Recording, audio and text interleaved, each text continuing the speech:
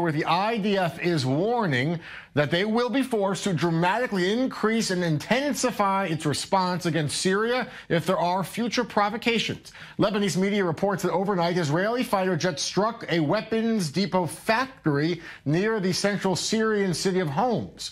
Local residents told reporters they heard loud explosions and the sounds of jets circling the area. In response, the Syrian army fired an anti-aircraft missile at the jets. Our senior defense correspondent, Shai Ben Ari, reports now from the Golan Heights near the Syrian border.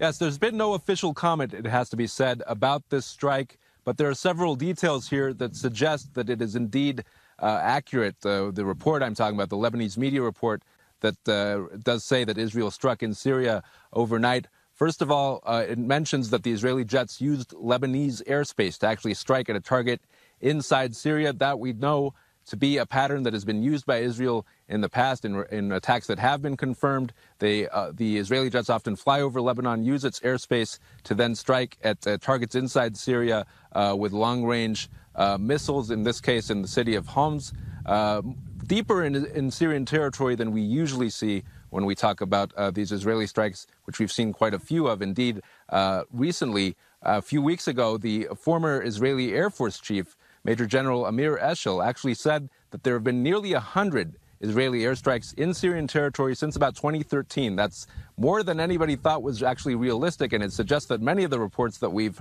heard over the years that have been unconfirmed are probably accurate.